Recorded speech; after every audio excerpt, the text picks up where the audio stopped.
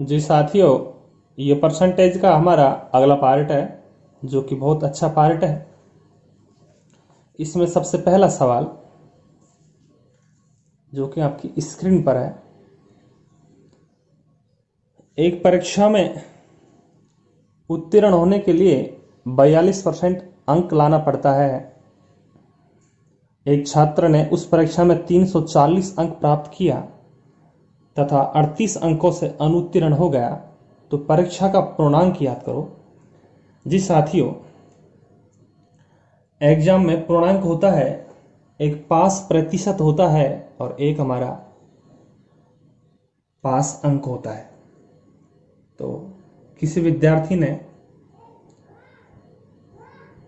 340 अंक तो प्राप्त किए, लेकिन वह 38 अंकों से फिर भी फेल है। अगर उसको 38 अंक और मिल जाते तो वो पास हो जाता। तो पास होने के लिए फिर अंक चाहिए कितने? 8 का 8, 4 3 7, यानी 378 अंकों पर वो पास हो जाता है। पास होने के लिए अंक चाहिए उसको 378, लेकिन उसके पास आए कितने? 340। 38 अंकों से फेल हो गया, 38 और मिल जाता तो पास हो जाता। अब पास होने के लिए पास जो प्रतिशत है, पास प्रतिशत जो आपका है यहाँ पर, वो आपका यहाँ पर है 42%। चाहे वो 42% अंक ले आए, चाहे वो 378 अंक ले आए, दोनों कंडीशन पास किए।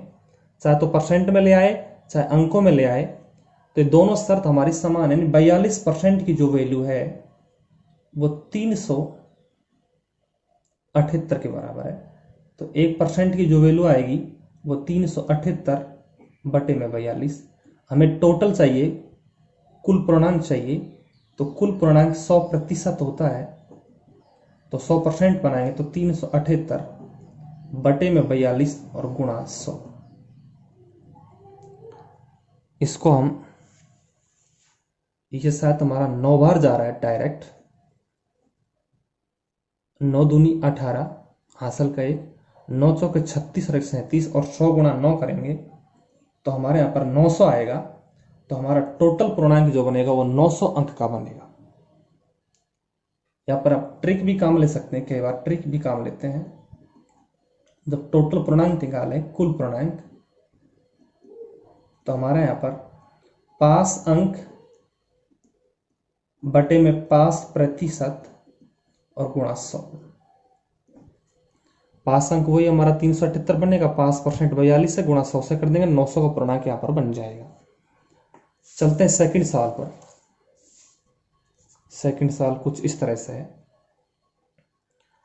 किसी भिन्न के अंश को 25%, भिन्न हमारा x बटे वाई होता है, x बटे वाई यानी मूल भिन्न, जिसे हम मूल भिन्न बोलते हैं या प्रारंभिक भिन्न बोले, x बटे वाई। इसके अंश को 25% बढ़ाया जा रहा है तो 125 हो जाएगा, बटे में 100 लगा दें। और हर को 20% घटाया जाए तो 80 बटे में 100, 100 से 100 कट जाएगा, बराबर। अगर ऐसा करते हैं तो अब जो भिन्न प्राप्त होता है वो 5/8 प्राप्त होता है। हमने मूल भिन्न x बटे वाई माना, अंश को 25% बढ़ाया तो 125 बटे 100 आया। 100 को हमने कैंसिल कर दिया क्योंकि नीचे भी हमारा 80 बटे 100 था। अब इसको हम वज्र गुणा कर लेते हैं, x बटे वाई, ये 80 सामने जाएगा और 125 नीचे आएगा, तो 5 गुणा 80 बटे में 8 गुणा 125। 8 से काटने पर 10 बार और 5 से काटने पर ये 25 बार। 5 दूनी 10 और 5 25, यानी कि 2 बटे में 5। 2 बटे में 5 जो आपका आंसर आया वो है आपकी मूल भिन्न, और मूल भिन्न यानी आरंभिक भिन्न थी वो तुम्हारी 2/5 आएगी। चलते हैं अगले सवाल पर। सवाल नंबर 3 जो आपकी स्क्रीन पर है, प्रियंका के पास जितनी भी पूंजी थी उसका 20% वे कारखाने के भवन निर्माण पर खर्च कर दिया, 35% मशीनों पर तथा 15% कच्चे माल पर खर्च किया। ये 3% फर्नीचर पर खर्च करने के बाद वह 75,600 रुपए बचा लेती है, तो उसके पास कितनी पूंजी थी? ये कई बार क्वेश्चन आता है और इसका दूसरा रूप आता है, यहां पर आपको एक साथ दे रखा है, तो अपन मान के चले, माना कुल पूंजी उसके पास 100% थी। कितनी थी? 100%। अब इसमें से 20% कारखाने पर, 20% कारखाने पर, 35% मशीनों पर, 15% कच्चे मालों पर और 3% फर्नीचर पर, ये उसने खर्च कर दिया। तो आपका 35 और 15 हो गए 50, 50 और 20 70, 70 और 3 73, यानी 73% तो उसने उसको खर्च कर दिया। अब हमारे पास जो बचा बचत, यानी 100% में से आपका 73% जब जाएगा तो आपके यहां पर 27% यहां पर बच जाएगा। 27% आपके यहां पर बच जाएगा। ये परसेंटेज में है और ये आपकी जो बचत है वो रुपए में है। तो 27% की जो वैल्यू है वो 75,600 के बराबर है। 1% की जो वैल्यू आएगी वो 75,600 बटे में 27, और जब टोटल निकालेंगे कुल पूंजी तो इसको गुणा 100 से कर देंगे तो आपका टोटल आ जाएगा। यहाँ पर कुल निकालेंगे तो 100 से गुणा कर देंगे तो 27 दूना 54, 27 दूना 54, 75 में से 54 गया आपका, तो यहाँ पर आपका 21 बचा, 216, और 27 अंठो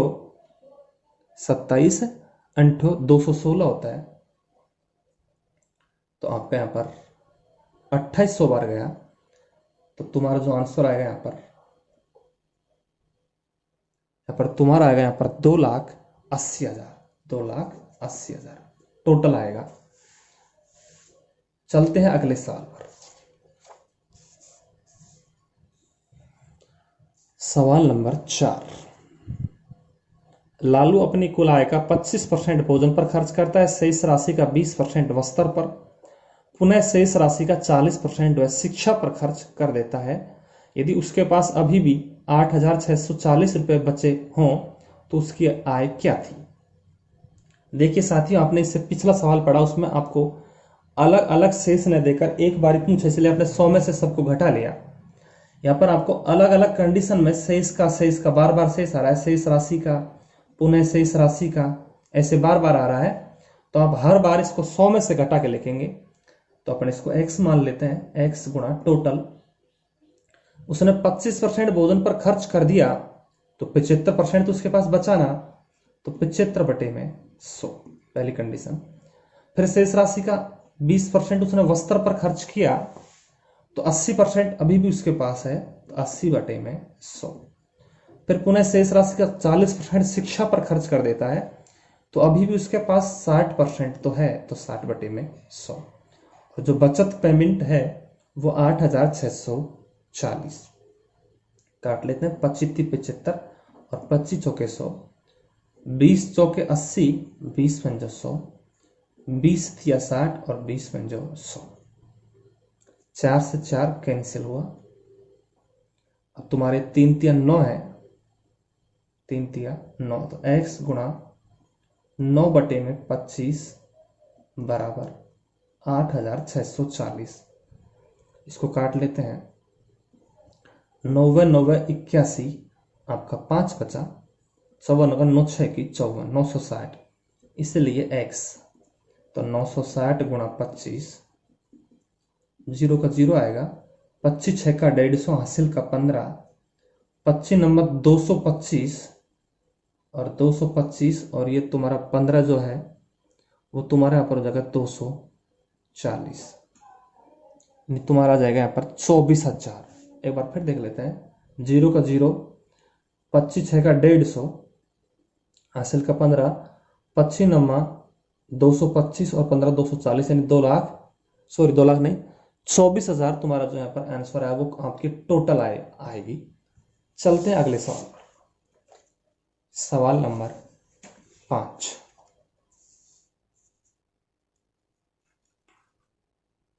ए का वेतन बी से 10% कम है और बी का वेतन सी से 25% अधिक है। यदि सी का वेतन 2400 रुपए है तो ए का वेतन कितना है? जी साथियों, यहाँ पर 3 स्टेप है। जो सी का जो वेतन है, सी का, वो आपको दिया जा रहा है 2400 रुपए। तो इसमें बैक से चलते हैं। बी का वेतन सी से 25% अधिक है, तो बी का निकाल लेते हैं एक बार। बी का वेतन सी से 25%, तो सी का हमारा 2400 है, तो इससे 25% अधिक है, तो 125 बटे में आपका 100 आएगा। डबल से डबल गुणा कर लेते हैं।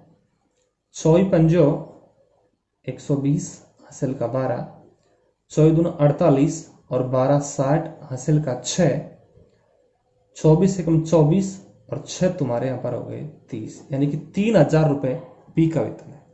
अब कंडीशन आ गई ए की, तो ए का निकाल लेते हैं। ये बोल रहा है ए का वेतन बी से 10% कम है, तो बी का वेतन 3000 रुपए है, तो इससे उसका 10% कम है, तो 90 बटे में आएगा 100। डबल से डबल 9 तिया 27, तो आप कह सकते हैं कि ए का जो वेतन आएगा वो आपके यहां पर 2700 रुपए आएगा। चलते हैं अगले सवाल पर। यह सवाल आपको कई बार एग्जाम मिलेगा, जो कि आपका बहुत ज्यादा गलत जाता है, क्योंकि इसकी कंडीशन जो बोलती है उस पर आप पहुंच नहीं पाते हैं। आलू का मूल्य 10 रुपए प्रति किलोग्राम से घटकर 8 रुपए प्रति किलोग्राम हो गया। कोई व्यक्ति उसकी खपत में कितना % की वृद्धि करे कि उसका खर्च पूर्ववत रहे। क्योंकि यहां पर मूल्य घटकर 8 रुपए हो गया, तो इसको बढ़ाना चाहता है कि उसका कंडीशन वहां की वहीं बना रहे। तो 10 से तुम्हारे यहां पर 8 हुआ, तो यहां पर जो कमी हुई वो आपकी 2 रुपए प्रति किलोग्राम हुई। तो कितने % की वृद्धि करें, परसेंटेज वृद्धि पूछ रहा है, तो 2 आएगा ऊपर। जो आपका घटकर हुआ है, कई बार ये बोल देता है 10 रुपए से बढ़कर 12 रुपए हो गई, तो उस कंडीशन में आप नीचे इसमें 12 लिखते, लेकिन यह घटकर या बढ़कर, तो यहां पर 8 गुणा 100, 2 से काटेंगे 4 और 4 से काटेंगे तो 25, यानी कि 25% उसको वृद्धि करनी होगी। कई बार आपसे पूछ ले कि 10 रुपए से आपके यहां पर 12 हो गया, तो उसमें आपकी 2 की वृद्धि हुई, तो 2 बटे में यहां पर 12 होता तो नीचे 12, यानी घटकर या बढ़कर तो नीचे आएगा, जो कमी या वृद्धि हुई वो ऊपर आएगा, गुणा 100 से कर लेंगे। आपका जो आंसर आएगा वो आपका राइट आएगा।